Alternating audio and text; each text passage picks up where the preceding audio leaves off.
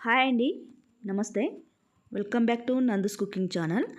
ఈరోజు మన ఛానల్లో రెసిపీ వచ్చేసి మన ఆంధ్ర స్టైల్ పప్పుచారుని చూపించబోతున్నానండి. చాలా సులువుగా ఈ పప్పుచారుని ప్రిపేర్ చేసుకోవచ్చండి. నేను చెప్పే ఈ స్టైల్లో కొలతలతో మాత్రం చేస్తే పప్పుచారు ఎప్పుడు చేసినా పర్ఫెక్ట్ టేస్ట్ వస్తుందండి.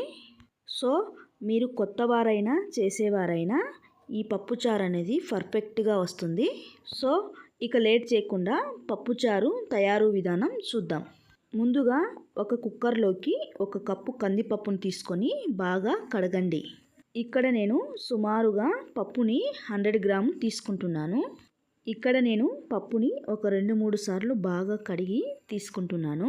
మనం ఏ కప్పుతో అయితే పప్పును తీసుకున్నామో అదే కప్పుతో కొలత ప్రకారంగా 2 కప్పుల నీళ్లను తీసుకోండి. సో ఇక్కడ నీళ్ళను తీసుకున్న తర్వాత పప్పుని ఒక అరగంట సేపు నానబెట్టుకుందాం, పక్కన పెట్టండి. మీరు కావాలంటే పప్పుని నానబెట్టకుండా అయినా చేయొచ్చు. పప్పుని నానబెట్టడం వలన పప్పు అనేది త్వరగా ఉడుకుతుంది.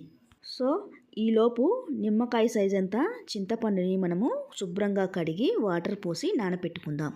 పప్పుని అరగంట సేపు నానబెట్టిన తర్వాత మిగతా ప్రాసెస్ని చూద్దాం. ఇందులోకి 1/2 టీ స్పూన్ పసుపుని, అలాగే 3 కట్ చేసిన టమాటా ముక్కల్ని, అలాగే పచ్చిమిరపకాయలని కట్ చేసి ఒక 10-15 మిరపకాయల వరకు తీసుకున్నాను. అలాగే ఒక మీడియం సైజు ఉల్లిపాయల్ని ముక్కలుగా కట్ చేసుకొని వేసుకోవాలి. తర్వాత కొంచెం కరివేపాకును కూడా వేసుకొని, ఇక్కడ నేను కల్లుప్పుని వాడుతున్నానండి. కల్లుప్పు వేయటం వలన రుచి మాత్రం చాలా బాగుంటుంది పప్పుచారుకు.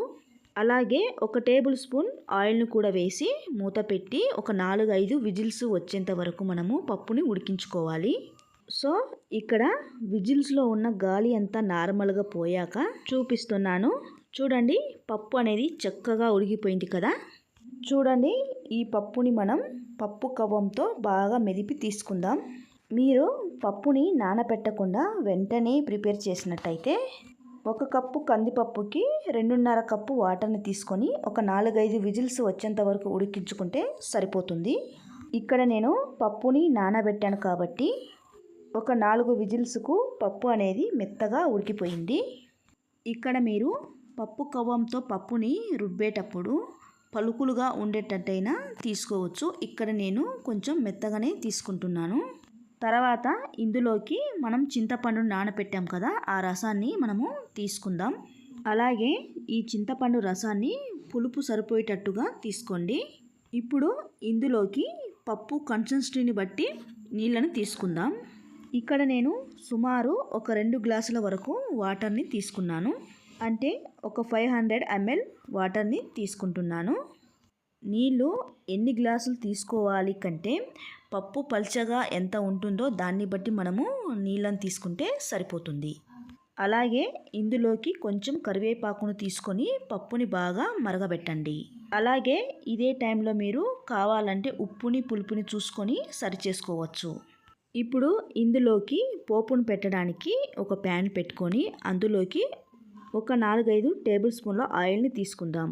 అలాగే జీలకర్ర, ఆవాలు, సన్నగా కట్ చేసిన ఒక మీడియం సైజు ఉల్లిపాయని తీసుకొని వీటిని దోరగా వేయించుకోవాలి.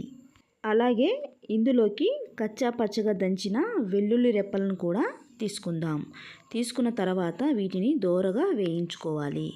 తర్వాత ఇందులోకి పోపు అనేది వేగాక కొంచెం కరివేపాకును కూడా తీసుకొని వీటిని ఫ్రై చేసుకుందాం.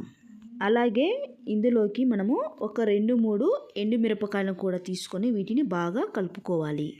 ఇలా కలుపుకున్న తర్వాత చూసారు కదా, ఇలా లైట్ బ్రౌన్ కలర్ వచ్చేలాగా మనము ఫ్రై చేసుకున్న తర్వాత మనం ముందుగా కలుపుకున్న పప్పుని ఇందులోకి వేసుకుందాం.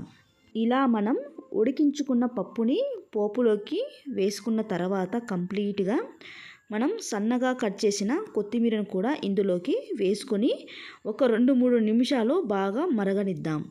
మరగనిచ్చిన తర్వాత ఇక స్టవ్ ఆఫ్ చేసుకుందాం. సో ఈ ప్రాసెస్లో చేసుకున్నారంటే పప్పుచారుని చాలా చాలా టేస్టీగా ఉంటుందండి. మెయిన్గా ఈ పప్పుచారు మాత్రం మనకి కమ్మగా రావాలంటే మాత్రం ముఖ్యంగా మనకు ఉప్పు, పులుపు, కారం ఈ 3 సరిపోయాయంటే పప్పుచారు మాత్రం చాలా కమ్మగా ఉంటుంది. ఇలా 3 సరిపోయాయంటే దీనికి మించిన రుచి ఎక్కడ ఉండదు. సో అంతేనండి, ఎంతో టేస్టీగా ఉండే మన ఆంధ్ర స్టైల్ పప్పుచారు రెడీ అయిపోయింది.